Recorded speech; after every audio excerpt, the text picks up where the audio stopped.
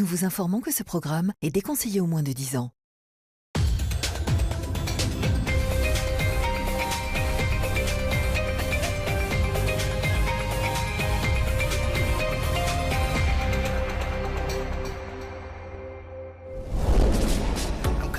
Cette semaine, plongée dans les secrets du paranormal.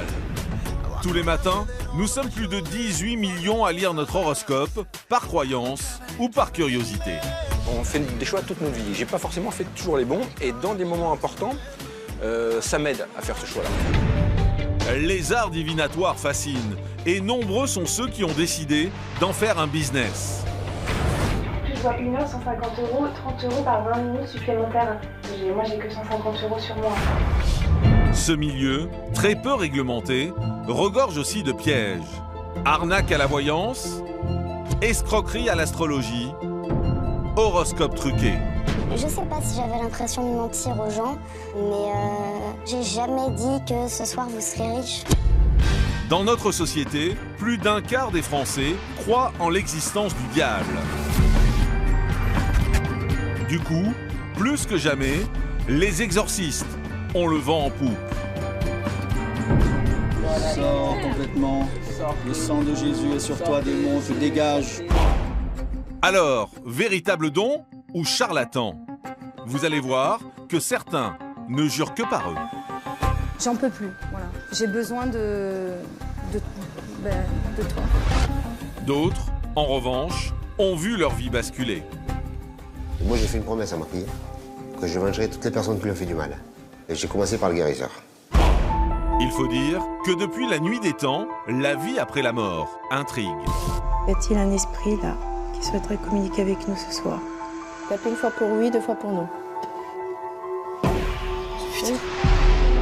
41% des Français pensent que les fantômes existent. 10% ont même déjà senti leur présence.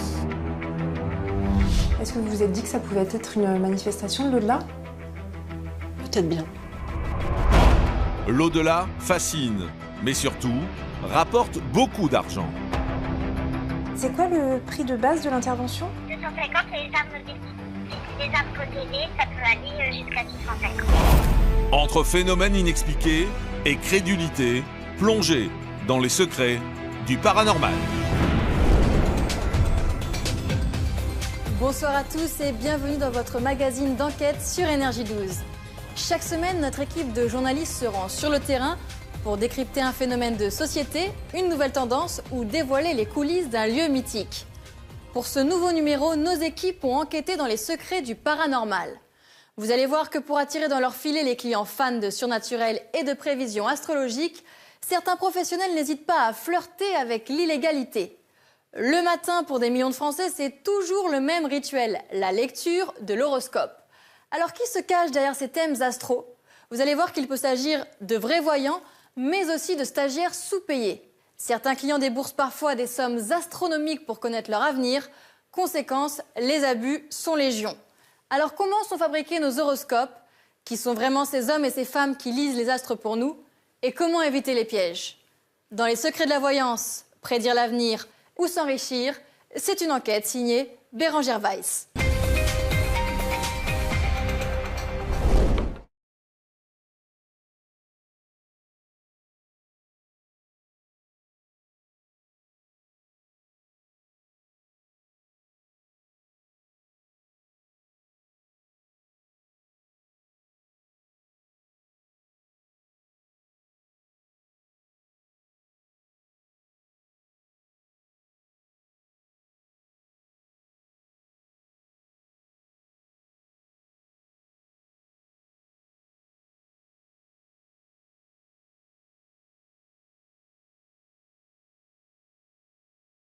Soirée en tête à tête. C'est-à-dire que le 7 novembre, je te plaque pour un... Attends, comment ils disent ça? Un amoureux galant. Attends, le tien. C'est plutôt un délire en fait de le lire. Je peux très bien le lire avec des collègues, voilà. On se retrouve avec un journal. Tiens, vas-y, lis-moi ton horoscope. Et puis on va Quelque part, on va passer notre journée en fonction un peu de ce qui a été dit. Si dans l'horoscope, ça dit « Ah oui, vous allez avoir des difficultés aujourd'hui pour travailler », ah bah très bien, puisque je vais avoir des difficultés, alors comptez pas sur moi pour faire le boulot. Voilà, c'est plutôt ce genre de... Manipulation. Déjà, rien que ça, c'est bizarre. Pourtant, l'horoscope surprend parfois Mickaël lui-même. Au-delà de l'horoscope, au-delà de l'horoscope, il y a ce côté avec les signes. Je sais qu'à chaque signe, ils ont des caractéristiques. Moi, je suis lion, ascendant Gémeaux, les Gémeaux, ascendant Lion. C'est marrant, ouais. Et il y a des trucs quand même. C'est quand même dans les traits de caractère, dans la manière d'être, il y a des choses intéressantes, quoi. Que moi, je fais, ah ouais, c'est bon, ça, dis donc. Comme Jeanne et Mickaël, chaque jour, environ 1 Français sur 4 s'empresse de lire ou d'écouter son horoscope. Que l'on soit fasciné ou simplement curieux, les arts divinatoires ne laissent pas insensibles. C'est pour ça que tout le monde va au moins une fois dans sa vie voir un médium ou un astrologue. C'est ça qui est étonnant. C'est un peu comme la lecture de Voici, vous voyez, les closers, personne ne lit, mais voilà, ça tire un tirage important. Voilà, c'est un peu le même principe. En matière de prédiction, il y a 2 grands courants. La voyance, supposée être un don divinatoire, et l'astrologie, qui serait une science basée sur le positionnement des planètes dans le système solaire. C'est une technique, parce que c'est quelque chose qui est relié aux éphémérides. C'est une discipline qui est proche des 100% d'efficacité. Prédire l'avenir serait également un business lucratif. En effet, les Français seraient prêts à payer cher, très cher, les consultations. Ce marché engendrerait même un chiffre d'affaires de plus de 3 milliards d'euros en France. En plus, je vois 1 heure, 150 €, 30 € par 20 minutes supplémentaires. Moi, j'ai que 150 € sur moi. Mais il y a un revers à la médaille. De plus en plus de pièges et d'arnaques sévissent dans ce milieu qui n'est pas réglementé. Je sais pas si j'avais l'impression de mentir aux gens, mais j'ai jamais dit que ce soir vous serez riche. Alors, qui sont ces marchands de rêve qui disent prédire l'avenir? Pour le savoir, nous avons mené l'enquête sur ce marché qui ne connaît pas la crise. Nous avons rencontré ceux qui ne prennent aucune décision sans l'accord des astres. On fait des choix toute notre vie. J'ai pas forcément fait toujours les bons, et dans des moments importants, ça m'aide à faire ce choix-là. Mais certains ont payé le prix fort pour y avoir cru. Je décrirais ça plutôt comme un médecin qui vous donne un cachet. Ou un dealer qui donne sa dose de drogue à la personne. Nous avons également consulté les professionnels du secteur, mais aussi infiltré l'univers trouble des plateformes téléphoniques de voyance. C'est une escroquerie, c'est simplement de l'argent qui est brassé, tout simplement, c'est un commerce comme un autre. Entre croyances et arnaques, plongez dans les secrets du business de la voyance. Paris, 8 h du matin. C'est le rush pour des milliers de travailleurs. Mais avant de s'engouffrer dans le métro, nombreux sont ceux à attraper ce journal gratuit pour y lire les prédictions du jour. Vous savez qui écrit ces horoscopes? Pas du tout. Des voyants? Moi, je pense que ça changerait quelque chose d'apprendre que c'est pas des vrais astrologues parce qu'il n'y a aucune pertinence, il n'y a aucun... C'est pas trop, quoi. Les pages les plus prisées de ces gratuits sont en effet la météo et l'horoscope. Elles sont lues par 5 millions de personnes. Alors, nous avons voulu savoir si de vrais voyants se cachaient derrière ces prédictions. À première vue, aucune signature n'est apposée en bas de la page. En effectuant nos recherches, nous avons découvert un article sur un blog. Son auteur, Johan, soupçonne un quotidien gratuit d'utiliser un logiciel qui sortirait au hasard des prédictions.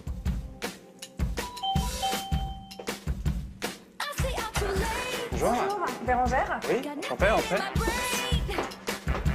Johan a 30 ans. Il travaille dans l'informatique.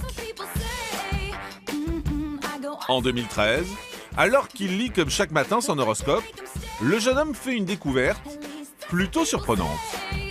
Je me rends compte en lisant une prédiction que j'ai déjà eu la même quelques années auparavant. Donc je me dis, mais s'ils sont capables de faire ça, mais est-ce qu'ils le font souvent ou pas? Le jeune homme commence alors par récupérer sur le site du quotidien l'équivalent de 4 ans d'archives, soit environ 1400 horoscopes.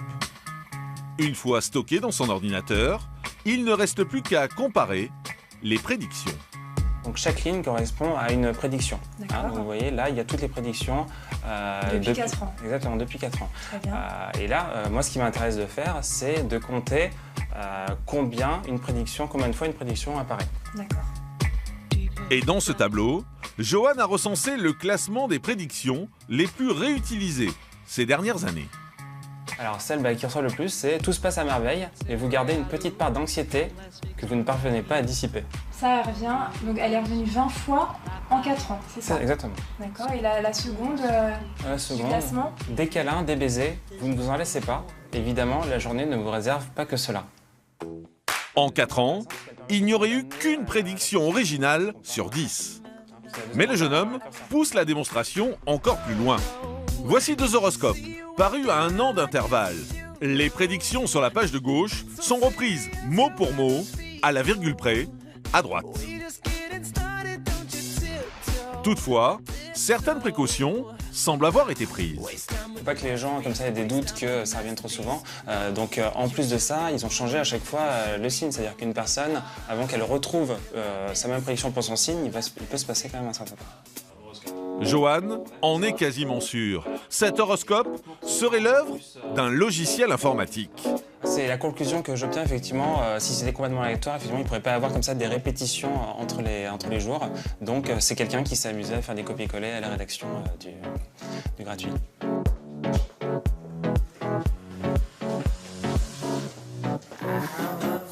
Aujourd'hui, j'ai arrêté d'en parler à mes amis parce que je voulais pas justement effacer cette magie qu'on a, que j'ai perdue moi. Ouais. Hein, avant, j'avais le plaisir à le découvrir. Aujourd'hui, non, puisque je sais que tout est généré aléatoirement. Donc voilà, c'est un peu comme le Père Noël. Je préfère garder cet esprit imaginaire au sein des autres. Alors, qui se cache derrière cet horoscope gratuit? Pour le savoir, nous tentons de joindre la rédaction du journal. Mais sans succès. Nous étendons alors notre enquête à la presse écrite féminine. Premier constat, il nous faudra écumer plusieurs journaux avant de trouver enfin un horoscope signé par un professionnel. Nous appelons la rédaction pour savoir comment l'astrologue travaille. C'est indépendant si vous voulez. Ouais. J'écris ces trucs, moi je relis par-dessus son épaule, mais c'est lui qui... D'accord. C'est prévision. Selon notre enquête, les rédactions débourseraient entre 250 et 300 € pour chaque parution d'horoscope. En revanche, le système est très différent concernant la version web des magazines. Pour faire des économies, ils ont décidé de ne pas payer un astrologue. Donc ils achètent des choses toutes faites, je ne sais pas, par des agences de contenu. Et là, on paye quelqu'un pour le réécrire parce que sinon c'est pas lisible. D'accord. Et où est-ce que le magazine achète les horoscopes? J'en sais rien, c'est pas moi. C'est juste à un moment, comme je suis éditeur, on m'a proposé de réécrire les horoscopes. Donc j'ai dit non. Mais qui sont vraiment ces fournisseurs d'horoscopes? Pour le savoir, nous contactons l'un d'entre eux. C'est nous qui fournissons quarantaine de quotidiens en France. Hein. On a un vrai service horoscope. On ne fait pas que ça d'ailleurs. Hein. Mais bon, l'horoscope est une de nos activités. C'est des astrologues qui les écrivent, ça se passe comment? Oh, c'est parce qu'en fait, vous savez, ça fait 30 ou 40 ans qu'on fait des horoscopes. Alors bon, il y a aussi, un peu comme tout, hein, on a des spécialistes de ça, qui font ça tous les jours. Hein. Ce sont des salariés de notre société qui font des horoscopes, quoi. C'est des astrologues qui les écrivent? Impossible d'obtenir une réponse claire à cette question. Pourtant, selon nos informations, ces salariés ne seraient pas des astrologues. Parfait, c'est noté. Merci. Au revoir. Parmi les clients de cette société, on retrouve de nombreux magazines connus. Si ces hebdos sont prêts à payer pour avoir des prédictions, D'autres ont trouvé un moyen bien plus économique, les faire rédiger par des stagiaires. Pendant 2 mois, cette jeune femme s'est occupée des horoscopes. Elle a accepté de témoigner sous couvert d'anonymat. Nous l'appellerons Florence. Les premières semaines, on a plein d'idées, on est hyper inventif, donc c'est marrant. Mais au bout de 2 mois, au bout d'1 mois, on commence à se lasser et en fait, finalement, on se rend compte que très rapidement, on raconte la même chose. Enfin, sans s'en rendre compte, on ne le fait pas exprès, hein, mais on finit par raconter la même chose. Florence n'a suivi aucune formation pour étudier les planètes. Pourtant, chaque jour, elle jouait les apprentis astrologues dans une radio. Je ne sais pas si j'avais l'impression de mentir aux gens, non, parce que j'ai jamais dit que ce soir vous serez riche. Enfin, j'ai pas. De toute manière, c'est assez connu dans les horoscopes. On sait, on sait que si on cherche bien, c'est applicable à tout le monde. Souvent, il y a peut-être des vrais horoscopes faits par des vrais astrologues. Je sais pas, mais on sait que la plupart du temps, c'est fait. Ça peut, si on cherche à ce qu'un horoscope nous corresponde, en général, il nous correspond. Et vous allez voir que l'astrologie, ce ne sont pas seulement des prédictions lues à la légère dans des magazines. Certains astrologues reçoivent leurs clients dans des cabinets. Mais que valent vraiment leurs prédictions? Enquête dans ce monde opaque.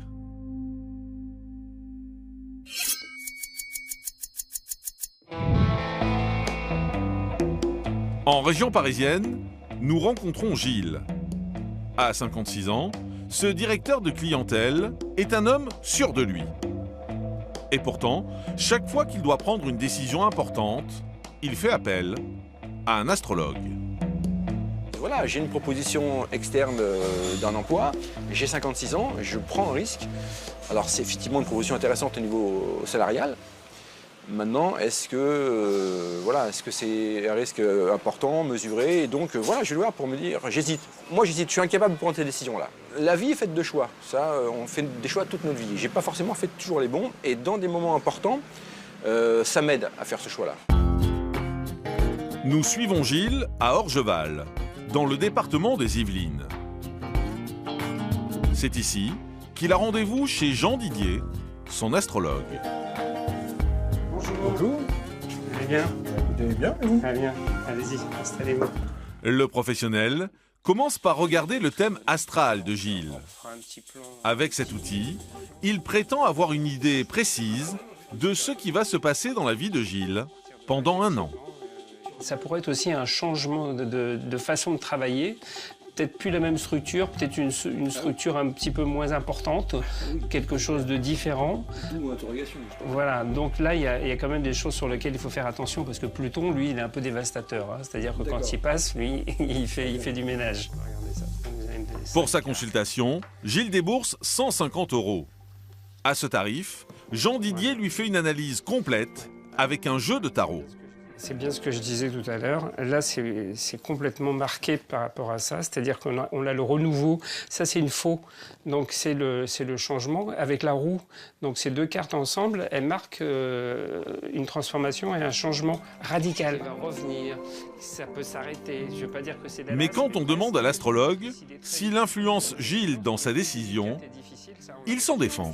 Gilles va faire ce qu'il bon lui semble. Une fois de plus, moi je tiens à être précis par rapport à ça. Effectivement, on est plus un petit peu comme un conseiller, comme quelqu'un qui vient chercher des informations susceptibles de l'aider. Ces informations, il les écoute pas, il les prend en compte ou pas, mais il fait vraiment ce qu'il veut après, quoi.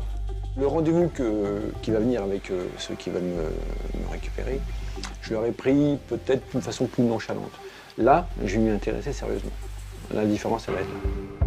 Gilles repart satisfait, mais vous allez voir que pour d'autres, ces consultations ont ruiné leur vie. Parmi les différentes façons de prédire l'avenir, on compte également la voyance. Une des disciplines les plus prisées des Français, malgré son lot de charlatans. Nous décidons donc de nous faire notre propre opinion en allant consulter une voyante ayant pignon sur rue. Direction Paris, quartier de la Bastille. La voyante que nous allons rencontrer a fixé le prix de la consultation à 150 €. Nous décidons de nous y rendre en caméra discrète.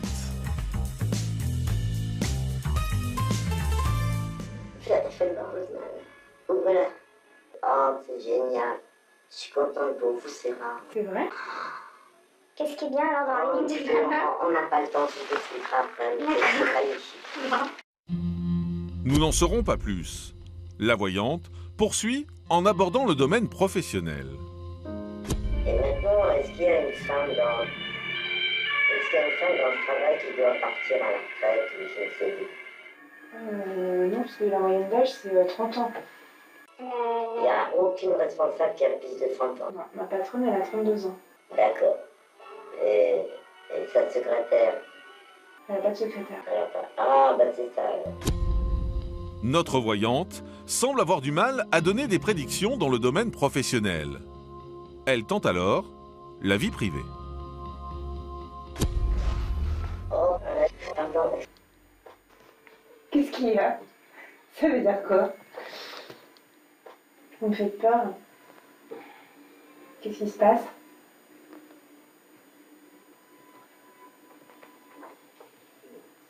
Et votre mari, il est en quel terme avec sa famille? Bon, s'il y a des hauts et des bas. Vous savez, moi, ce que je veux, c'est vous aider. C'est difficile pour moi aussi de tout dire à chaque fois. Ça me fait un peu mal d'expliquer des trucs un peu glauques à des jeunes personnes qui sont assez innocentes. Donc, quand je vous pose des questions, je connais la réponse, mais je veux savoir si vous êtes informés, en fait. La voyante joue le suspense et la peur, sans donner la moindre information concrète, ni prédire quoi que ce soit. Soudain, en fin de séance, elle est saisie d'une vision. Votre ventre, avec ce qu'on a vu dans le ventre, il est ciblé pour que l'enfant meure dans votre ventre. Voilà, c'est pour ça que... Et vous ne pouvez pas avoir d'enfant pour l'instant, tant mieux, parce que si vous pouviez, il serait monstrueux, quoi. Des mots d'une violence rare et le sentiment de s'être fait escroquer. Nous décidons de soumettre ces images à Rose-Anne Vicari. Pour sortir de la précarité pendant 2 ans, elle a pratiqué la voyance sans avoir aucun don.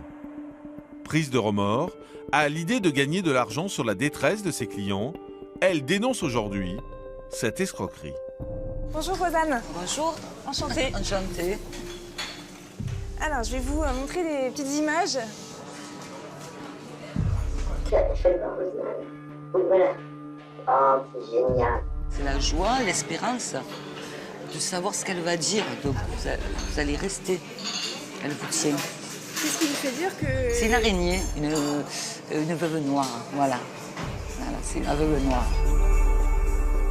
Une veuve noire qui va beaucoup trop loin. Vous ne pouvez pas avoir d'enfant pour l'instant, tant mieux, parce que si vous pouviez, il serait monstrueux, quoi. Elle absorbe la personne, donc elle va faire en sorte qu'elle dépende d'elle. En lui faisant peur, par les peurs, on sait que dans la politique, dans tous les trucs, c'est la peur qui tient les gens. Et donc là, c'est aussi la méthode qu'elle utilise.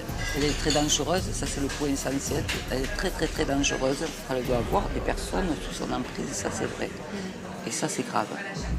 Absorber, faire peur, une technique classique pour les fausses voyantes qui cherchent avant tout à escroquer les clients. Il existe même aujourd'hui des professionnels qui disent pouvoir prédire l'avenir à distance, par téléphone ou encore via webcam. Alors, comment être certain de l'honnêteté de ces sites? Nombreux sont ceux à avoir fait de malheureuses expériences. C'est le cas de cette femme qui préfère garder l'anonymat. Nous l'appellerons Françoise. En 2010, après un burn-out, elle commence à consulter des voyants par téléphone. C'était un petit peu magique parce que c'est vrai que la plupart du temps, bon après à la fin non, mais la plupart du temps ça me faisait quand même passer mon angoisse sur quelques heures. Donc c'est magique comme si vous prenez un médicament ou comme si vous vous droguez pour penser à quelque chose. Voilà. Françoise commence par l'offre découverte de la plateforme. 10 minutes pour 15 €. Mais pour pouvoir profiter de cette offre, elle doit donner son numéro de carte bleue. On m'a assuré que c'était des gens sérieux et il m'assurait qu'il prenait mes coordonnées de carte bancaire, mais il ne les enregistrait pas. Il me disait que c'était juste une machine qui tapait les numéros. J'ai vu par la suite, par l'expérience, que c'était pas le cas, puisqu'après ils sont servis de mon numéro. Françoise commence alors à tomber dans une forme d'addiction. Elle appelle 3 ou 4 fois par semaine, surtout la nuit. Je décrirais ça plutôt comme un médecin qui vous donne un cachet ou un dealer qui donne sa dose de drogue à la personne. Parce que quand je les appelais, le plus souvent, ils voulaient me redonner un autre rendez-vous quelques jours après en disant « écoutez, je vais voir dans mes cartes, donc je vais vous donner rendez-vous, comme ça on pourra refaire le point dans quelques jours. » Françoise dépense sans compter 1 000 € en moyenne par mois, jusqu'au jour où elle ne peut plus payer son loyer. Elle appelle alors le service comptabilité de la plateforme de voyance pour trouver un arrangement. J'ai eu presque l'impression qu'à un moment donné, c'était une atteinte à la dignité. Parce que moi, je téléphonais, j'étais plus ou moins en pleurs, j'étais implorante, j'étais comme quelqu'un qui veut sa dose, quoi. Et elle me parlait en disant « Mais madame, on a déjà été très commerçant avec vous, on vous parle comme un chien. » Françoise a alors l'impression que la société a abusé de sa faiblesse. Afin de comprendre de l'intérieur les méthodes de cette société, nous décidons de nous y faire embaucher. Nous postulons au poste de secrétaire. Un poste qui consiste à vendre les forfaits aux clients. Direction le sud de la France, où la responsable en personne nous reçoit. Le client appelle un cabinet de voyance. À nous effectivement de le satisfaire à l'instant T. Puisque la voyance est un achat d'impulsion. Donc pour vous, le but sera que chaque appel entrant débouche soit sur une prise de rendez-vous, mais on va peut-être également lui proposer une consultation immédiate. D'accord. Pour 10 minutes à 15 €. D'accord, d'où l'intérêt d'avoir le numéro de carte bancaire. Bien évidemment. C'est ça. Le but, pour vous comme pour nous, c'est que vous vendiez effectivement de mieux en mieux, de la main sur l'autre. Vendre toujours plus, mais est-ce au détriment du client? La société est suspectée d'abuser de la naïveté des gens. Et visiblement, Françoise ne serait pas la seule victime. Comme le confirme Maître Panon. Sur son bureau, une vingtaine de témoignages d'autres victimes.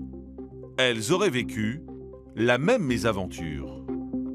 Le véritable filon de cette plateforme de voyance, c'est l'exploitation de la détresse humaine.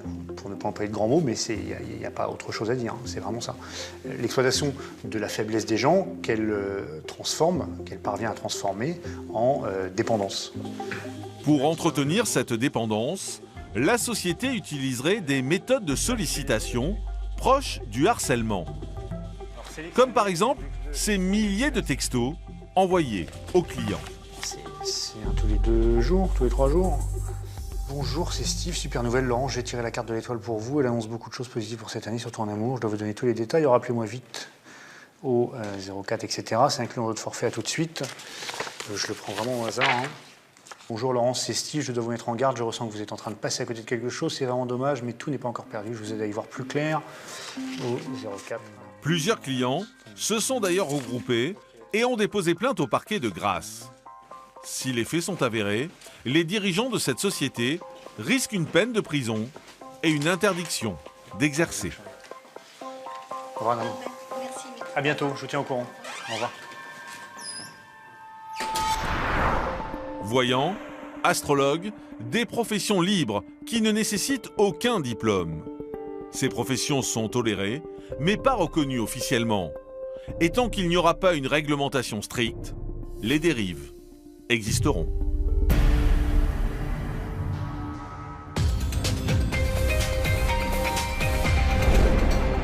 ne s'est jamais senti victime du mauvais œil? Un Français sur 2 serait superstitieux. Alors pour chasser l'infortune, les méthodes ancestrales reviennent en force. Dopées par Internet, les consultations d'exorcistes et de sorciers ont pratiquement doublé en 30 ans. Et dans ce monde opaque, les dérives sectaires ne sont jamais bien loin. Alors les exorcistes et les sorciers sont-ils vraiment dotés de pouvoirs surnaturels? Peuvent-ils vraiment éloigner les forces maléfiques ou sont-ils au contraire dangereux? Dans les secrets des gourous des temps modernes, c'est une enquête signée Nabila Zaknoun et Bérangère Weiss. Nous sommes en Suisse, à Annemasse, une petite ville tranquille de 30 000 habitants. Ici, la vie est paisible, mais au premier étage de cet immeuble se déroule un rituel étrange.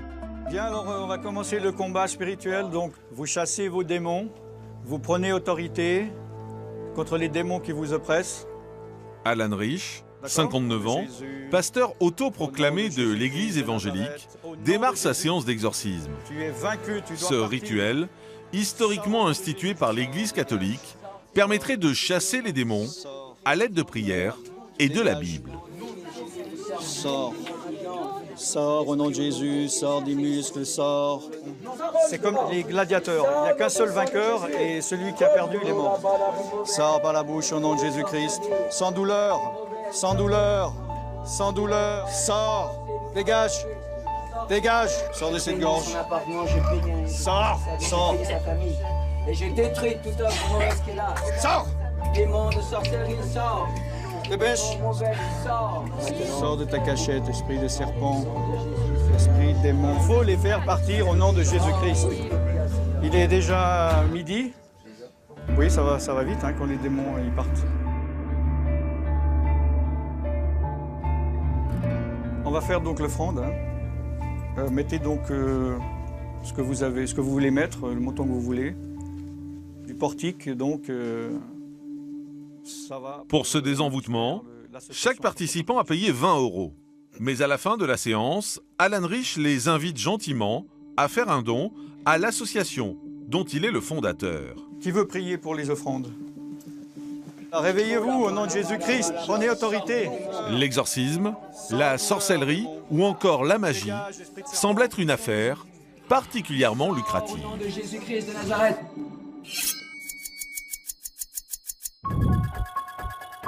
Selon plusieurs enquêtes, plus d'un quart des Français croient en l'existence du diable.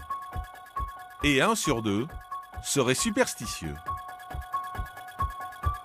Il y a dans notre esprit, quel que soit notre niveau intellectuel, une envie de croire. Et pour chasser le mal, les méthodes ancestrales reviennent en force. À commencer par l'exorcisme. Institué en 1614, ce rituel a été rendu célèbre par un film d'horreur.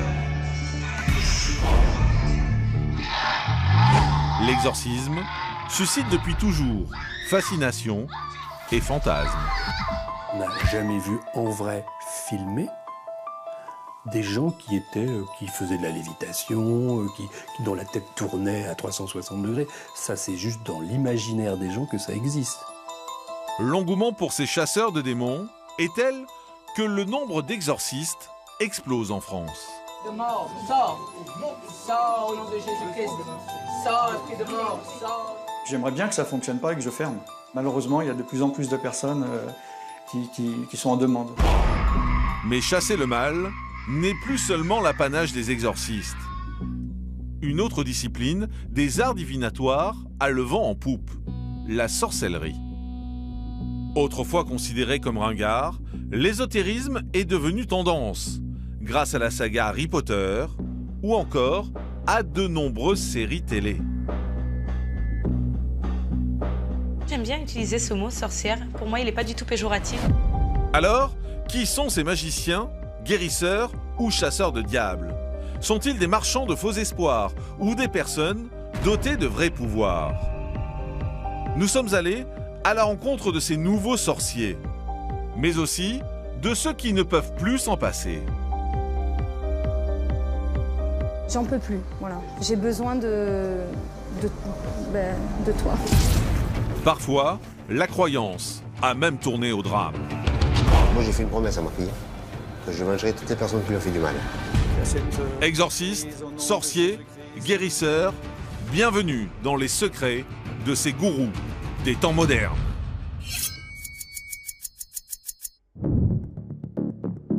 Notre enquête, dans l'univers obscur de l'exorcisme, démarre par de nombreux refus. Par crainte ou par conviction, les 120 prêtres exorcistes, reconnus officiellement par l'Église catholique, déclinent de façon ferme et définitive notre demande de reportage. Le seul à accepter de nous rencontrer, c'est Alan Rich, autoproclamé pasteur évangéliste. Sa bonne parole, il la prêche sur Internet depuis 8 ans. Jésus, je t'ordonne. Oui, tu sors, tu continues de sortir dans le nom de Jésus-Christ. Sors. Cet exorciste 2.0 comptabilise plus de 30 000 abonnés sur sa chaîne web. Des vidéos vues plus de 10 millions de fois. Bonjour. Bonjour. Bienvenue au Porte de Salomon. Merci. Pour Alan, tout démarre dans sa jeunesse. Il connaît une série de malchances et pense que c'est l'œuvre des forces maléfiques. Moi-même, donc, j'étais possédé et on a chassé des démons hors de moi. Et j'en ai été délivré. Donc, je savais que c'était vrai, puisque je l'ai vécu. Alan Rich a vécu cet exorcisme comme une renaissance. Il décide alors de vouer sa vie à Dieu, et plus spécifiquement, à la traque des démons.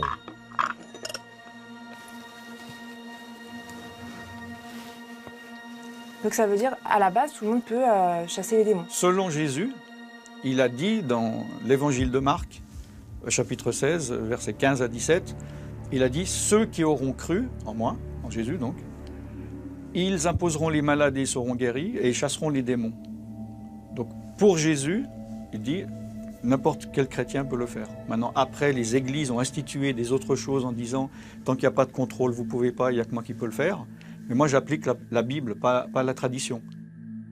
Son activité, délivrer les gens du mal. Celui qui se dit pasteur désenvoûte lors de séminaires, mais également par Internet ou téléphone. Ce matin d'ailleurs, c'est une personne de Guadeloupe qui l'appelle, sur une de ses 8 lignes téléphoniques. Oui, bonjour, c'est pasteur Alan Rich. Qu'est-ce que je peux faire pour vous? Je fais des cauchemars le soir et puis j'ai des fourmis dans les jambes. Et je vois une femme qui m'avait fait du tort, quoi. En fait, des fois, je vois une femme qui m'avait fait du tort, quoi. Une femme que vous connaissez au pays? Oui. Élise, ok, je prie maintenant, d'accord? D'accord. Ok, mon Dieu, je viens devant toi au nom de Jésus-Christ, je te remets Élise entre tes mains, je prends autorité au nom de Jésus-Christ contre tout démon, contre toute sorcellerie qui a été envoyée contre elle pour ses cauchemars, tout démon qui est venu dans ses jambes par des chaussures, par des lieux où on lui a fait marcher. Amen. Oui. Amen. Bon ben c'est réglé normalement. Très bien. Ok, soyez bénis, au revoir. En quelques secondes, en quelques minutes, cette femme, elle va aller mieux après cette prière. Moi je crois que cette courte prière est suffisante pour régler le problème. Je vous dis, je suis à urgentiste et je suis obligé de trancher, directement aller au but. Ce type de coup de fil, Alan Rich en reçoit plus d'une dizaine par jour. Des activités qui seraient toutes gratuites. Moi, je le fais parce que Jésus a demandé... De quoi vous vivez, tout simplement, enfin, comment... J'ai des revenus personnels qui me permettent d'avoir le minimum vital pour vivre. Mais ces revenus minimums, ils viennent d'où? Enfin, je ne veux pas rentrer, comme je vous ai dit, dans les détails de la vie privée. D'accord. Donc ça concerne votre vie privée? Oui. Mmh. Mais quel regard l'Église catholique porte-t-elle sur ces pasteurs autoproclamés qui prêchent la bonne parole via webcam et qui désenvoûtent par téléphone? Pour le savoir, nous sommes partis à la rencontre de Jean-Pierre Evelyn, directeur de la communication du diocèse d'Orléans. Bonjour. Bonjour, Jean-Pierre Evelyn. Enchanté. Nous lui montrons les images d'Alan Rich et de sa séance d'exorcisme.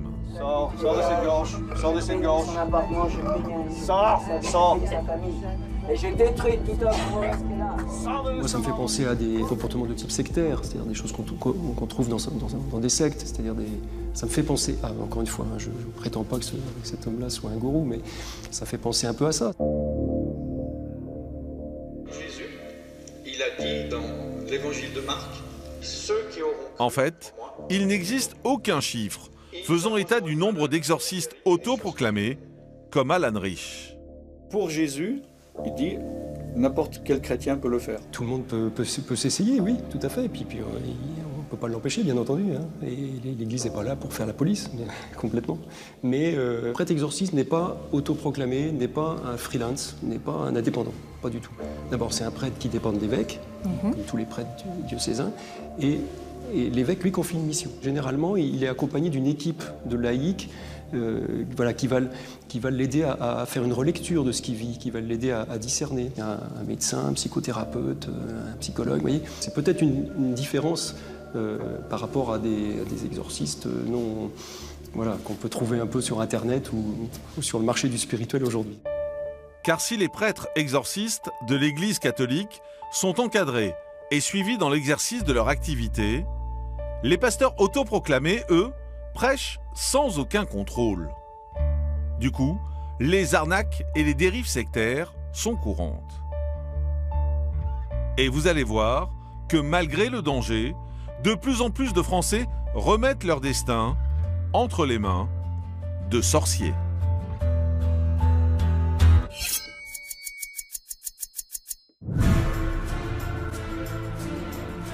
Boule de cristal, médaillon magique, les Français en sont tous fous.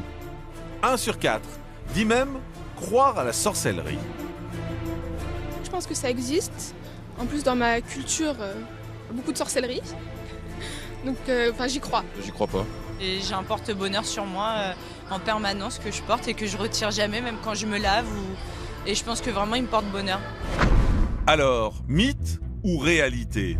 Et surtout, pourquoi autant de Français sont-ils convaincus du pouvoir de ces objets? Nous avons posé la question à Claude Lemaine, psychologue. Bonsoir. Bonsoir, je vous en prie. Merci. Pourquoi a-t-on envie de croire? Parce qu'il y a dans notre esprit, quel que soit notre niveau intellectuel, une envie de croire. Nous ne pouvons pas simplement constater que les gens que nous aimons meurent, que les gens que nous aimons ne nous aiment plus, que la maladie nous attaque, que notre mort nous attend. C'est juste pas possible.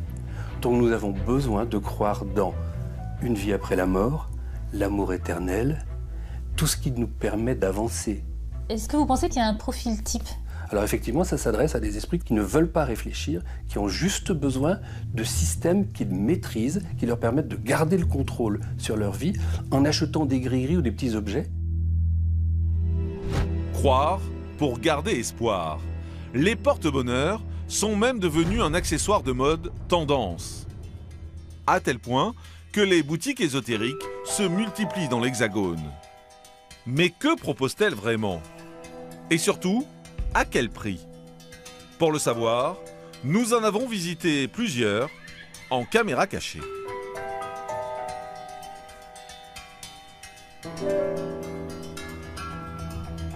Bonjour. On va faire déjà une purification. Vous avez besoin de nouvelle année, qu'il y a un bain qui va vous dégager, qui va avancer justement la chance un petit peu dans tout. Ça va faire en 3 fois et il y a une prière à faire en sortant du bain. Ça vaut 29 €. Vous avez une pierre de protection, une pierre apaisante.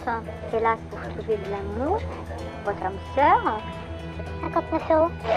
C'est un poignard qui permet de détruire les entités, les esprits, bloquer toutes les énergies négatives, c'est ça, comme un poignard. Et en fait, c'est un paratonnerre. Quand on le passe sur vous, ça détruit tout ce qu'il y a sur vous. C'est vraiment très efficace, quoi. Nous, on a enlevé des possessions même à distance. Il est à 128 €. Voilà. Des objets que l'on nous vend comme miraculeux. Des vendeurs qui nous promettent amour et prospérité. Mais que cache ce business opaque de l'occultisme? Pour le savoir, nous sommes partis à la rencontre du président de l'Institut national des arts divinatoires. Bonjour. C'est ça, oui? Oui. Nous lui avons montré les produits achetés dans ces boutiques. C'est simplement cette attrape Migo. Ça n'a aucune vertu. Aucune. La seule vertu, le seul intérêt qu'on peut leur accorder, c'est soi-même, tout simplement. Mais c'est que les gens ont trouvé la combine de se faire le maximum d'argent en vendant tout et n'importe quoi, tout simplement. Qui sont les personnes qui vendent ces produits? Les gens honnêtes, il y en a très peu. ce type de personnage, mais vraiment, c'est à fuir. C'est fait pour les gens à la recherche, justement, quelquefois de divertissement, quelquefois de renforcer leur bien-être, quelquefois de trouver un amour perdu, quelquefois pour avoir une augmentation. Voilà. Mais tout ça, c'est du commerce pur et simple. Et vous allez voir que certains ont compris qu'un objet n'était pas toujours suffisant pour croire en la magie. Notre enquête nous amène à Nice, à la rencontre de Laetitia. Cette jeune femme se dit sorcière de profession. Dans cette boutique, qu'elle tient avec son compagnon, Laurent, la journée démarre. J'allume ma petite bougie magique en fait. C'est des bougies qui ont une certaine vertu. Moi par exemple, celle-ci, c'est pour attirer les clients. Car Laetitia et Laurent ont ouvert leur boutique il y a quelques mois. Seigneur, je demande votre aide pour faire plus d'affaires dans mon travail, que les gens entrent et voient des produits attrayants, une augmentation des ventes et de pouvoir profiter de la chance et de la prospérité. Et ça marche? Elle fait venir les clients cette bougie? Ça va, ça fonctionne bien, donc il n'y a pas de souci. Chérie, c'était pas mal hier le chiffre, hein? Oui, hier on a eu du monde, c'était bien. Malgré la pluie. Ouais. J'espère qu'aujourd'hui ça va être pareil, parce que quand il pleut, c'est pas génial à Nice. Hein. Le panier d'hier, il était autour des 60 €. Voilà. Mais on a finalisé 8 ventes en fait dans la journée. Donc c'était quand même des belles ventes, parce que ça fait un chiffre d'affaires de 500 et quelques euros TTC. Aujourd'hui, 80% des personnes qui ont recours aux arts divinatoires le font pour faire revenir l'être aimé. 10% pour l'argent, et les 10% restants pensent être victimes d'un mauvais sort. Laetitia a réponse à tous les mots. Au revoir, bonne journée. Bonne journée madame, à bientôt. Salut. Ça va? Alors, je viens te voir parce que j'ai un petit souci au niveau des énergies un peu négatives dans ma vie et qui m'empêchent d'avancer. Je voudrais que tu m'aides si possible. Viennent d'où ces énergies négatives? Est-ce que tu sens d'où ça vient? Un homme. J'en peux plus, voilà.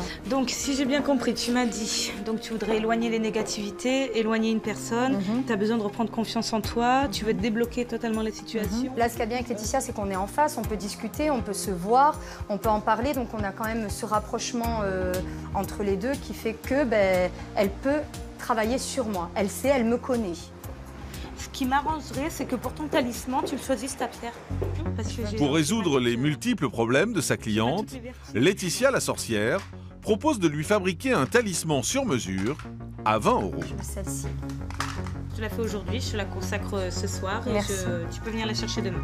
C'est à la fermeture, dans son arrière-boutique, que la sorcière s'attelle à la fabrication de l'objet selon une recette personnelle inspirée de la magie Wicca qui prône la nature. Quand je fais une amulette, je vais mélanger donc des herbes. Je purifie dans l'encens de Liban des coups de girofle qui sont donc contre les énergies négatives. Le sel aspire naturellement les énergies négatives. La reine des prés pour la positivité. De l'hématite qui est un anti-stress. Alors, cette amulette permettra-t-elle réellement à la jeune demoiselle de retrouver la sérénité dans sa vie? Cet objet possède-t-il de réels pouvoirs magiques? Ou est-ce un simple effet placebo? Vous dites juste, c'est juste un petit sachet, forcément ça ne fonctionnera pas. Donc il y a ce côté vraiment où on doit y croire pour que ça fonctionne. Pour qu'un talisman marche, il suffirait donc simplement d'y croire. Le nombre de consultations divinatoires est passé de 8 à 15 millions en 20 ans, dans un milieu où l'arnaque serait légion. Et vous allez voir que parfois, les conséquences sont dramatiques.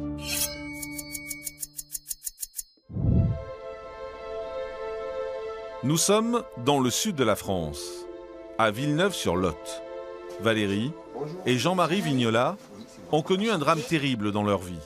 En 2005, on découvre à leur petite fille une tumeur au cerveau. Durant 4 ans, elle se bat contre ce mal, jusqu'au jour où le verdict tombe. 3 janvier 2009, la rechute est carrément totale. Il faut juste se faire à l'idée qu'elle va nous quitter. C'est la réalité, mais je ne veux pas y croire. Je me mets un voile devant moi. Je me dis, c'est pas possible, je ne peux pas perdre un enfant comme ça. J'ai essayé de Je sais pas, comme ça en parlant avec ma sœur, elle m'a dit oui, j'ai entendu parler d'un guérisseur qui était capable de faire des miracles parce qu'il a sauvé un gosse de 13 ans. Carrément, il lui a sauvé la vie. Donc, je dis, ben, donne-moi ses coordonnées. Désespérés, refusant de croire en la fatalité, les parents font appel à ce guérisseur. Ils rencontrent la petite Laura à plusieurs reprises et rapidement lui redonnent espoir. Il a commencé à lui poser les mains sur sa tête. Il avait une chaîne autour qu'il a détachée qui lui faisait tourner autour de la tête. Il lui a bien expliqué que la boule qu'elle avait dans la tête, la tumeur, il allait la sécher, qu'elle diminuait. Et elle était au paradis. Merci, tu vas reprendre l'école tout à fait normalement, tu seras plus malade, tu vas pouvoir partir en vacances. Il nous a vendu vraiment du rêve. Vous étiez sensible au paranormal, vous croyez à toutes ces choses-là? C'est pas une question qu'on croit, c'est que quand on vous annonce que votre fille, on peut rien faire, et qu'une autre personne vous dire comme ça, je vais sauver votre fille, quand on est parent, vous voulez entendre que les bonnes paroles. Et c'est pour ça qu'on est allé vers lui, malheureusement. Le guérisseur aurait même demandé à la famille de Laura d'arrêter les soins. Après réflexion, le couple refuse. Malgré tout, ils sont prêts à dépenser sans compter pour qu'elle guérisse. Il m'aurait demandé 5 000 €, j'aurais donné 5 000 €. Ils n'auront le temps de lui verser que 300 €. Car en l'espace de 3 semaines, l'état de santé de la petite fille se dégrade. Son cerveau s'éteint, il n'y a plus d'espoir. Et elle était branchée. Et donc je voyais toujours son cœur battre à fond.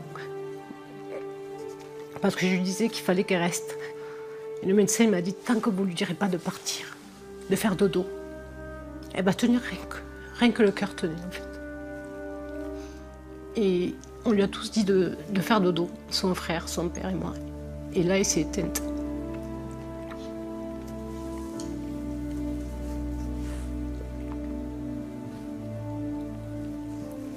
Qu'est-ce que vous faites? Moi, rien, je fais rien. Je laisse passer le temps, jusqu'aux obsèques. Je laisse passer. Et après les obsèques, moi j'ai fait une promesse à ma fille, que je vengerai toutes les personnes qui lui ont fait du mal. Et j'ai commencé par le guérisseur. Au lendemain des obsèques, ce couple décide de poursuivre le guérisseur pour escroquerie, abus de faiblesse et exercice illégal de la médecine. Après 4 ans de procès, il est condamné à 2 ans de prison avec sursis, 3 ans de mise à l'épreuve, assorti d'une interdiction à vie d'exercer la profession de magnétiseur.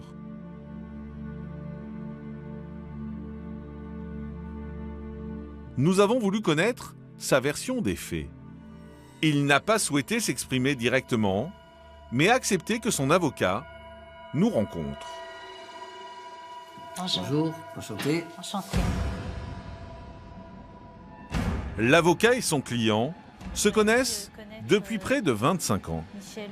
Moi, quand je l'ai connu sur Dax, il travaillait dans une grosse usine de foie gras. Un beau jour, j'ai appris qu'il a arrêté et puis il s'est mis magnétiseur. Pourquoi il est passé magnétiseur, ça j'en sais rien. Enfin, il m'a toujours dit qu'il avait un don dans les mains, qu'il avait un fluide, mais enfin qu'il ne l'exerçait pas, ou qu'il l'exerçait comme ça, à l'occasion, pour des amis, la famille, voilà. Mais enfin, il n'en faisait pas son métier. Où est-ce qu'il a fauté?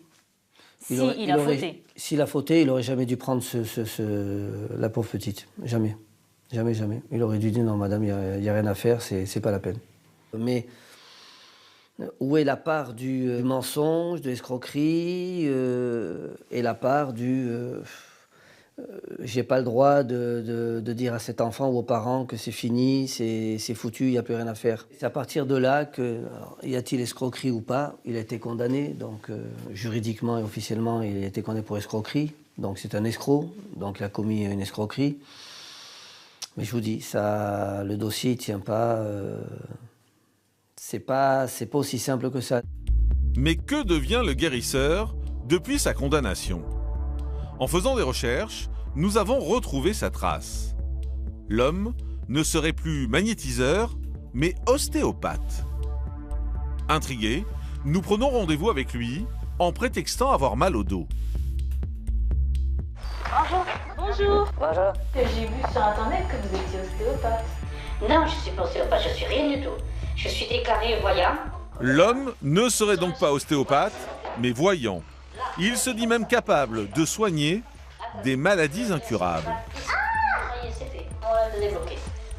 Un haut fonctionnaire de Toul, très haut placé, où sa femme avait été opérée plusieurs fois du visage, abîmée par la médecine. Elle avait 2 grosses tumeurs au cerveau. Moi, j'ai passé plusieurs fois, je ne sais pas trop 4 fois. Ils ont comparé les IRM avec 2 ordinateurs et ils n'en donnaient pas, ça a disparu. Et est-ce que ça marche à chaque fois? Est-ce que vous avez eu des questions? ça marche. Pourquoi voulez-vous que ça marche pas? Guérissez à chaque fois. Mais c'est pas moi, c'est le don, Victor. Moi, ça passe à travers moi parce que moi, je suis là. On doit recevoir quelque chose d'énergie qui passe à travers ma main. Je suis capable de le faire, c'est pas moi. Ce guérisseur a donc été condamné à ne plus exercer à vie, mais il continue à agir. Voilà. Là, vous m'avez débloqué 2 nerfs? Oui. En exerçant ainsi devant notre caméra cachée, l'homme risque désormais de la prison ferme. À la fin de notre enquête, force est de constater que les charlatans sont de plus en plus nombreux. Difficile de discerner où est le don et où est l'arnaque. Guérisseurs, exorcistes, sorciers en tout genre semblent avoir encore un bel avenir devant eux.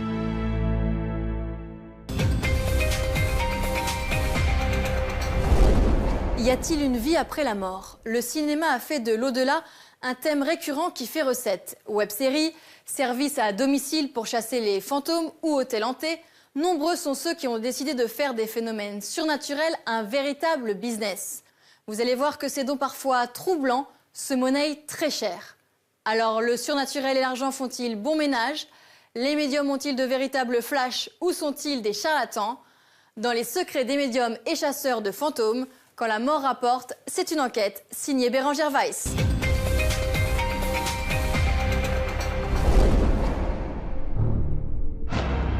Qui ne s'est pas déjà posé la question de l'existence d'une vie après la mort? Que devient-on quand on passe de l'autre côté? Nous sommes The Believers. The Believers, autrement dit, ceux qui croient. C'est le nom d'une série documentaire française diffusée depuis 2013. Hello. Les créateurs de ce programme sont Sandy et Jonathan. Ça m'a refroidi là. Lui est réalisateur de clips, elle, comédienne. Tous deux passionnés de fantômes. Attendez, j'ai eu un truc dans le micro. Ils parcourent le monde pour filmer des phénomènes paranormaux, afin d'apporter la preuve à tous les sceptiques qu'il y aurait bien une vie après la mort. Oh là, il y a un truc bizarre, je l'ai filmé. Ce matin, Sandy visionne les images de leur dernière escapade près de Dunkerque. Ils y auraient fait une drôle de rencontre. Là, il y a déjà un premier truc. Donc là, par exemple, je viens d'avoir un phénomène qui est au départ classique. C'est une sphère lumineuse qui arrive et elle va dans Jonathan. On la voit très bien. Et hop. Et bam. Et Jonathan frissonne. C'est incroyable. Cette sphère lumineuse, que Sandy semble la seule à voir, serait le signe de la présence d'un esprit. Ça, c'est un fait qu'on a remarqué. On va dire à peu près 70% des sphères lumineuses qu'on filme vont dans notre tête ou dans notre dos.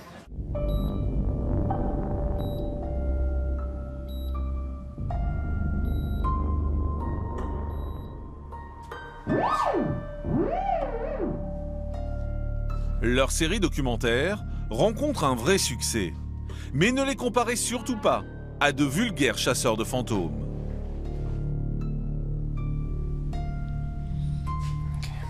On est des enquêteurs du paranormal et jamais on sera des chasseurs de fantômes. Nous, on leur dit bonjour, on leur souhaite bienvenue, on essaye de collaborer avec eux. Mais après qu'on soit partis, ils peuvent rester, il n'y a pas de problème. Alors, la vie après la mort existe-t-elle vraiment? Ou faut-il se méfier de ceux qui en font un business?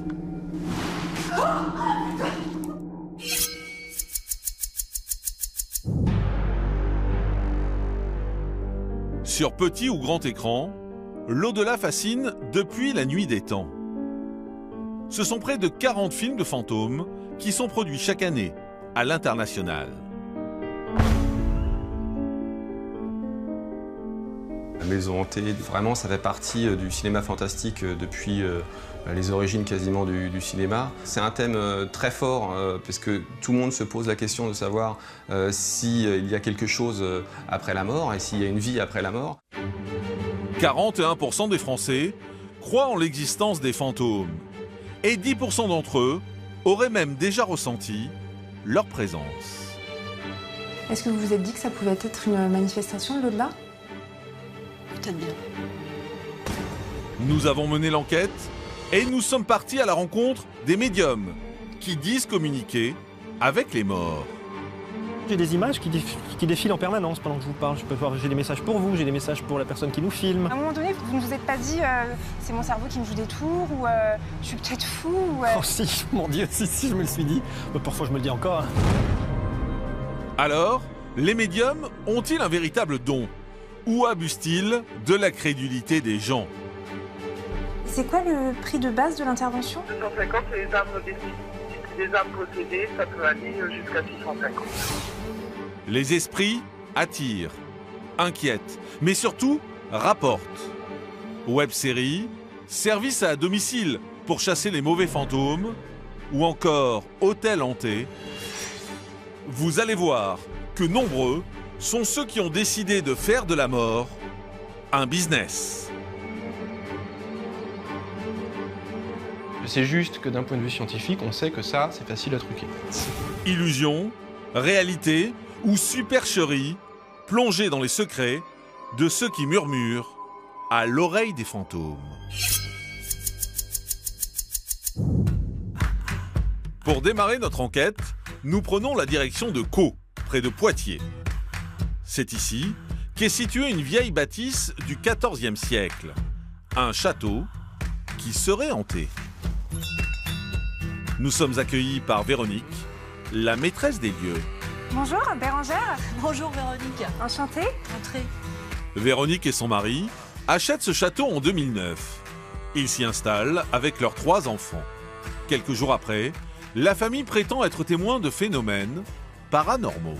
Ma fille avait vu une dame le long de la cheminée rapidement, mais s'était dit qu'elle était peut-être fatiguée. Mon mari avait senti quelqu'un qui lui faisait un petit coucou sur l'épaule. Enfin, on avait tous des trucs de dingue. Et un jour, il y a quelqu'un qui nous a dit « Mais moi, je peux faire venir quelqu'un ». Et donc, le premier médium a mis les pieds à terre. Après, s'ensuit une grande aventure, en fait. Bon, on va poursuivre la visite. Allons-y. Très vite, les curieux se bousculent pour le visiter. Face à cet engouement, Véronique et son mari décident d'exploiter le filon et ouvrent des chambres d'hôtes.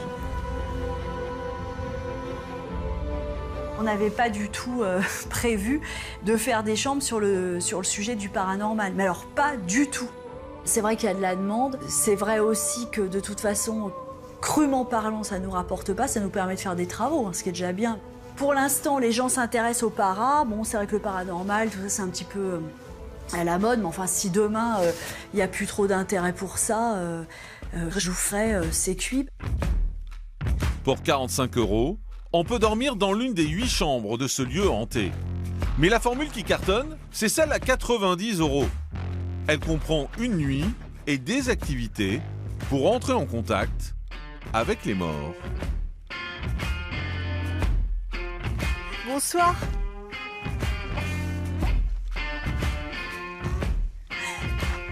Ça va? Bah oui. Ouais, bon. Bon, bah écoutez, rentrez. La plupart des clients sont des habitués. Il y a Tony, 22 ans, accompagné de ses 2 amis, Victor et Jérémy. J'ai toujours envie d'en savoir plus sur ce château, sur l'histoire du château. Je suis assez passionné par ce domaine, le paranormal, qui est un mystère aujourd'hui. Donc je reviens ici pour avoir encore un peu plus de preuves. Et si Tony veut plus de preuves, c'est qu'il affirme être déjà entré en contact avec les esprits lors de ses précédents séjours.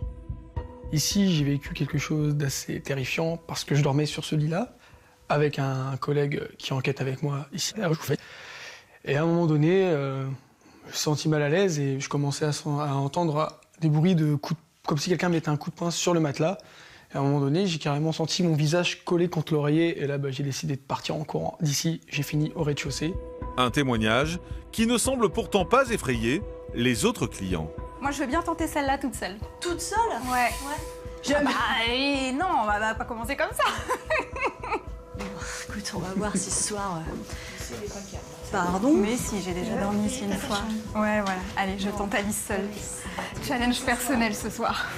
Si vous entendez quelqu'un gratter à votre porte cette nuit, c'est moi.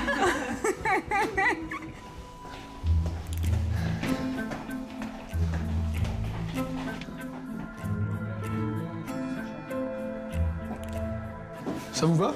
Oui, très bien. À part les cadres, on voit qui sont pas...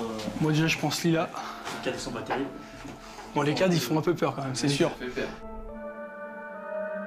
Il est 22h, la première activité programmée peut commencer.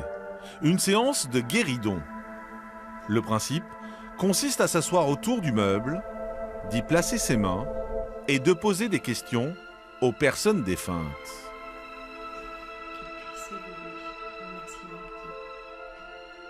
Donc y a-t-il un esprit là qui souhaiterait communiquer avec nous ce soir? Tapez une fois pour oui. Y a-t-il un esprit dans cette pièce, s'il vous plaît?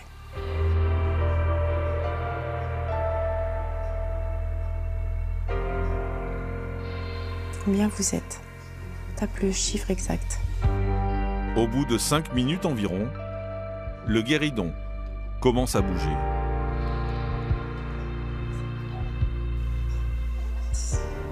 Vous êtes 6. Est-ce que vous voulez aller vers la crypte, oui ou non? Tapez une fois pour oui, 2 fois pour non. Oui. Bon, on va descendre à la crypte.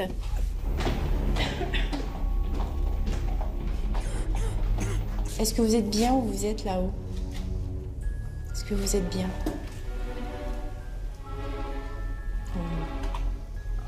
Ça, c'est des preuves d'affection quand il reste comme ça.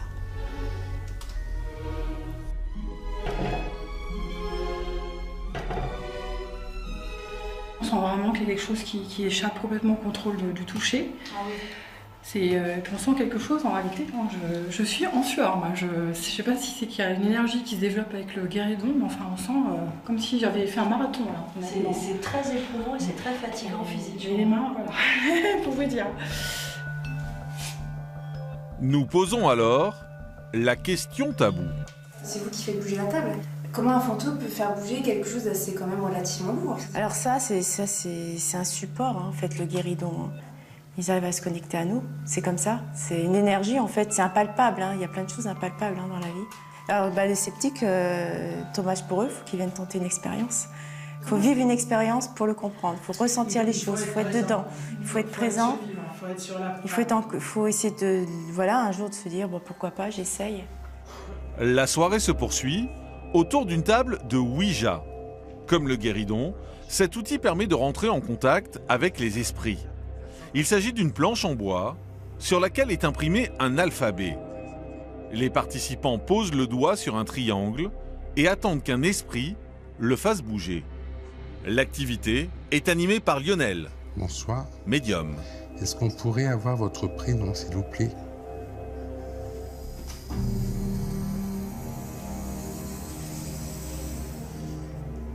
M.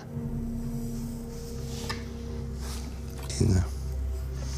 Maman.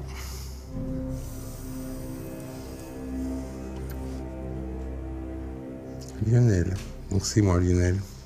Donc c'est ma maman. Oui, je sais que c'est toi.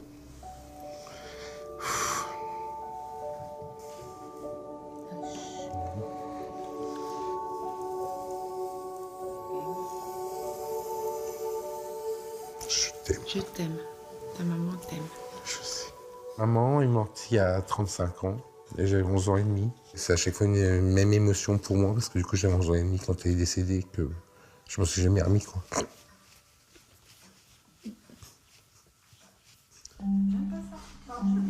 Alors, comment expliquer ces phénomènes?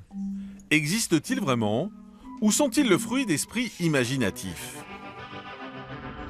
Pour le savoir, nous décidons de soumettre ces images à un psychologue clinicien. Bonjour, Bérangère Weiss. Bonjour, viens avec moi. À Nantes, Thomas Rabéron dirige le Centre d'information, de recherche et de consultation sur les expériences paranormales. C'est la seule structure en France à prendre en charge des personnes témoins de phénomènes paranormaux. Nous lui montrons les images de la séance de guéridon. C'est ce qu'on appelle l'effet idéomoteur. Ça a été étudié à un moment donné par un physicien qui s'appelait Faraday, qui a mis en évidence, lorsqu'il faisait ce genre d'expérience, que les personnes bougeaient la table, mais inconsciemment en quelque sorte. C'est-à-dire qu'elles faisaient des micro-mouvements, et ces micro-mouvements ne sont pas perceptibles par la conscience en fait. On peut tout à fait avoir un comportement, avoir une action sur la table, la personne est persuadée qu'elle n'a absolument aucune action, et en fait elle a une action. Nous lui montrons ensuite la séance de Ouija.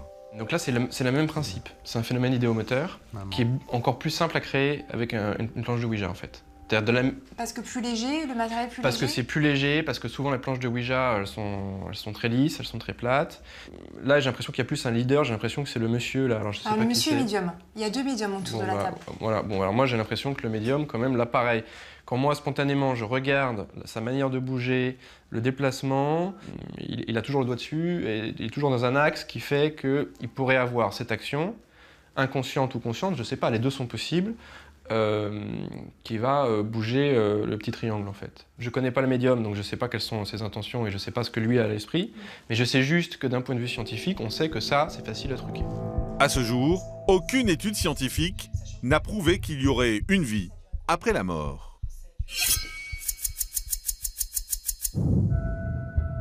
Lors de notre enquête, nous comprenons que le sujet est tabou. Rares sont les témoins de ce type de manifestation à vouloir s'exprimer devant notre caméra. Une mère de famille accepte finalement de nous parler. Direction Châteauneuf de Gadagne, dans le Vaucluse. Bonjour. Bonjour Florence. Bérangère. Bonjour. Enchantée. Moi de même.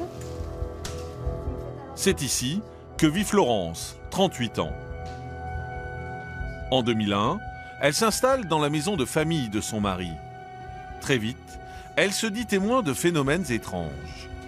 Il est à peu près 3 h du matin, on dort et on entend en fait la télé. Donc on s'est levé, on l'a éteinte une fois.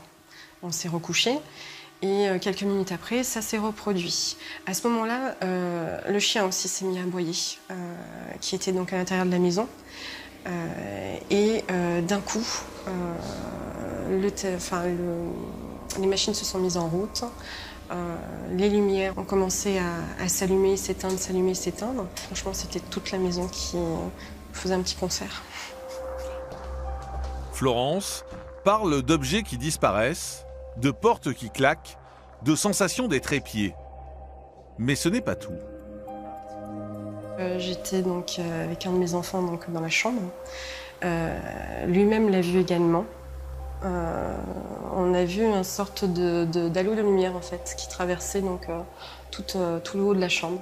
Et c'était où exactement dans la chambre? C'était à quel niveau? Ça a démarré en fait, au niveau du plafond et ça a fait tout le tour en fait, du plafond. Est-ce que vous vous êtes dit que ça pouvait être une manifestation de l'au-delà? Peut-être bien. Depuis, elle craint la présence de fantômes dans sa maison. Aujourd'hui, elle décide de faire appel à une professionnelle. Bonjour. Lilou. Bonjour Florence. Lilou est médium. Son intervention, selon elle, consiste à communiquer avec les esprits pour connaître leurs intentions. Déjà, je suis rentrée dans la maison, il n'y a pas quelque chose de négatif, quelque chose qui puisse vous faire du mal ou quoi que ce soit. On est vraiment sur des esprits, en fait, bienveillants. Comment vous allez rentrer en contact avec ces entités? On est un canal, en fait, on est un récepteur. Donc, il n'y a pas de... C'est eux qui viennent à nous. Donc, je ne peux pas vous dire comment on va créer un contact ou quoi que ce soit parce que c'est eux qui viennent. Donc, on n'appuie pas sur un bouton, on ne met pas on-off. Ils viennent et nous, on donne après des explications ou des messages. La mère de famille amène alors la médium dans la chambre où elle aurait vu un halo de lumière. Rapidement, Lilou évoque la présence de l'esprit de la mère de Florence, décédée il y a 3 ans. Il y a votre maman qui est présente. Votre maman avec un fort caractère, avec beaucoup de charisme, avec une force de parler. Enfin voilà, on sent que c'était une femme qui avait qui était très autoritaire. Enfin, je sais pas, sa façon de parler, elle est tac, tac, tac. J'arrive pas à trouver les mots pour vous exprimer. Puis moi, en même temps, je suis connectée, donc c'est difficile pour moi. Mais est-ce que vous comprenez ce que je veux vous dire? Aucun doute, elle a bien décrit le caractère de ma mère, oui, tout à fait.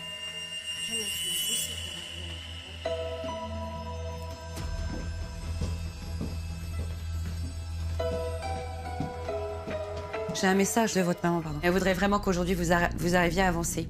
Elle s'excuse par rapport au mal qu'elle vous a fait enfant. Elle dit que vous êtes trop enfermé, que vous êtes trop mis de barrières, que vous avez trop de pleurs, qu'elle culpabilise par rapport à ça parce que ces peurs, elle vous les a transmises. Florence est bouleversée par cette séance.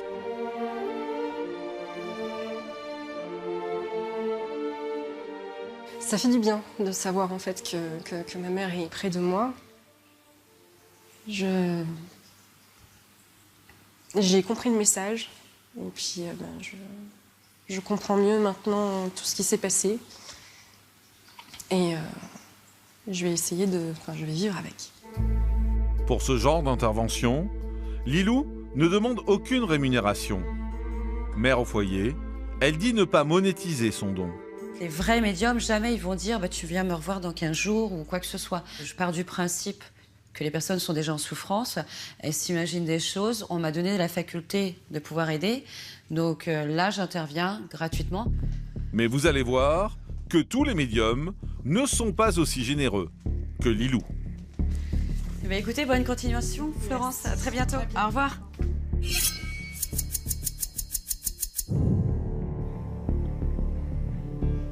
Nous avons décidé de téléphoner à plusieurs médiums, avec la même demande que Florence, à savoir désenvoûter notre maison.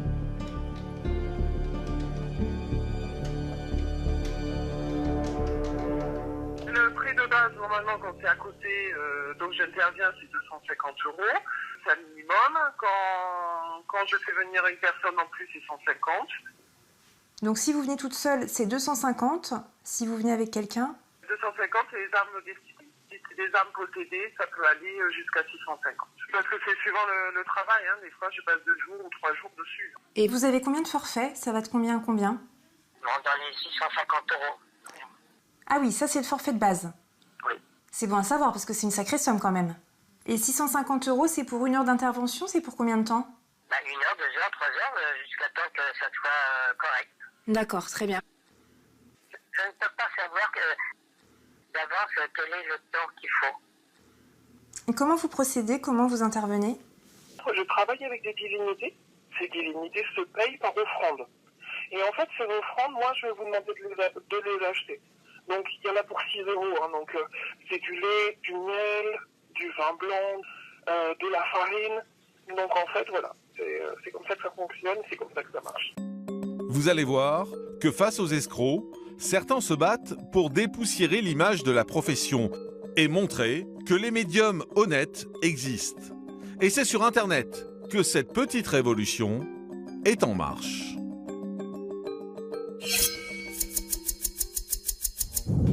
Depuis octobre 2015, une web-série consacrée à la communication avec l'au-delà est diffusée sur Internet. Il a perdu quelqu'un d'autre, ou un frère, ou un de vos oncles, je sais pas, qui est mort aussi. Il dit qu'il est avec lui, ils se sont retrouvés aujourd'hui. On y découvre Bruno, un médium qui propose des consultations gratuites à des anonymes dans la rue. Nous le rencontrons quelques heures avant l'enregistrement de son programme. Bonjour Bruno. Bonjour Bérangère. Enchantée. Enchanté. Ça se manifeste par les 5 sens. Hein, c'est-à-dire qu'on est doté de 5 sens, la vue, le toucher, le goût, l'odorat, etc. Mais ces 5 sens, le 6e sens, on va dire, il englobe tout ça. Donc je vous parle et puis en même temps j'ai des images qui défilent en permanence pendant que je vous parle. J'ai des messages pour vous, j'ai des messages pour la personne qui nous filme, personnages pour les jeux. Voilà. À un moment donné, il faut dire là je suis en train de parler avec vous, donc les messages, on ferme le rideau. Mais ça se manifeste avec. Ça peut être tiens, j'ai une odeur particulière, ça sent le cigare, tiens, votre père il fumait, par exemple, voilà, ça peut être ça. Voyez. À un moment donné, vous ne vous êtes pas dit c'est mon cerveau qui me joue des tours ou je suis peut-être fou ou, Oh si, mon Dieu, si, je me le suis dit. Parfois je me le dis encore. Hein. Sauf que moi je suis quelqu'un de bizarrement très cartésien. Il me faut des preuves. Et si je fais ce métier, qui est plus qu'un métier, c'est ma vie d'ailleurs, hein, et si on fait la série, c'est que justement il y a des preuves à la clé. C'est que je ne l'ai pas inventé tout ça. Hein. Moi je peux savoir qu'un tel il a vécu ça ou qu'il y a eu ça dans sa famille, etc. C'est qu'il s'est passé quelque chose. Avant d'être médium, Bruno a occupé différents postes dans le commerce. Une vie ordinaire, jusqu'à ce qu'il décide de se consacrer entièrement à son don. En ce qui me concerne, le choix, ça a été de dire, à un moment donné, est-ce que tu veux vraiment être au service des autres et te satisfaire de ce que tu vas apporter aux autres? Parce que c'est un plaisir pour moi de le faire. Et plus je le fais, plus je me sens heureux. Nous laissons Bruno partir à la rencontre de son équipe de tournage. La chef d'orchestre, c'est Messodi, à la fois réalisatrice et chargée de production. Depuis le début de l'aventure, Bruno a ainsi rencontré une 60aine de participants. Tout cela sans aucun bénéfice financier. Pour l'instant, ce n'est que de la dépense. Bruno fait les consultations gratuitement dans le cadre de la chaîne. En fait, c'est vraiment un projet en lequel on s'est dit, on est sur YouTube, c'est compliqué de se faire de l'agence sur YouTube, notamment avec un projet qui est aussi original et qui peut faire peur au premier abord. Donc on s'est dit qu'on n'allait peut-être pas gagner d'argent avant 2-3 ans. La première participante arrive. Bruno, lui, se prépare et se concentre à quelques mètres. Vous savez quoi des participants là, que vous allez rencontrer? Ah, aucune idée, je ne sais même pas combien il y a de personnes cet après-midi. Donc on ne m'a rien dit, on ne me dit jamais rien de toute façon dans cette série. C'est un peu une prise de risque aussi pour vous? C'est toujours une prise de risque, mais c'est voulu. Hein. C'est vraiment de ne connaître personne, de vraiment être dans des conditions où je revois la personne pour la première fois. Jamila ouvre le bal. Ce n'est pas la première fois qu'elle rencontre un médium. Aujourd'hui, elle vient chercher des réponses sur l'au-delà. Je suis plutôt à convaincre, je suis assez sceptique, donc je voudrais voir si voilà, il a vraiment cette capacité et du fait, si jamais il est en contact, bah voilà, ça me convaincra qu'il y a une vie après la mort, probablement. Première. Bonjour. Bruno. Jamila. Jamila. Alors moi j'ai vraiment une problématique de respiration et de vertige et de... À qui c'est lié ça? Et j'arrive pas à savoir si c'est votre papa ou votre maman. Justement. Probablement mon père, parce que c'est lui que j'ai assisté en fait jusqu'à la mort. Ouais. C'est quoi ces espèces de vertiges et on a l'impression qu'il perd la notion du temps ou du parce que là je suis un petit peu dans. J'ai l'impression que je suis. Il avait Alzheimer. Ouais. Ok. Allez, ouf. Ah oui, ça vient de passer. Ok, je suis en train d'avoir l'information. Ok, ça y est, c'est passé. Non, je n'ai pas plus d'infos. Oh, c'est passé super vite. Il y a un prénom avec un F. C'est quoi le prénom avec un F? Mon fils. Comment il s'appelle? Fauzi. C'est son deuxième prénom. Mais c'est lié à un autre prénom de la famille, ce deuxième prénom? Non, en fait, pourquoi il a été choisi en particulier? Parce que en fait, c'est son grand-père, du coup, donc votre papa qui il en parle. l'appelait de son deuxième prénom et pas de son premier prénom, voilà. En fait, il était très proche de lui. Vous voyez, tout à l'heure, là, j'ai eu un petit moment d'absence, c'est parce que j'étais en train d'essayer de comprendre ce qu'il était en train de me dire. Après une demi-heure de consultation, c'est l'heure du débriefing. Je suis beaucoup moins sceptique, mais en même temps, pas complètement convaincue. C'est une bonne carte de visite, finalement, ce programme pour vous. Est-ce que vous le direz comme ça? Pour moi, personnellement, je ne sais pas. C'est une très bonne carte de visite pour le projet qui est vraiment que ça puisse toucher le plus grand nombre de personnes. Oui, ça, c'est une excellente carte de visite. Ça, c'est sûr. Ça permet à un maximum de gens, même si les gens ne viennent pas me voir, moi, personnellement, au moins, c'est une carte de visite pour cet univers-là, qui est tellement méconnu et tellement jugé. Voilà. Aujourd'hui, 1 jeune sur 2 croirait au phénomène surnaturel. L'émergence d'une nouvelle génération de chasseurs de fantômes, de médiums, mais peut-être aussi de victimes.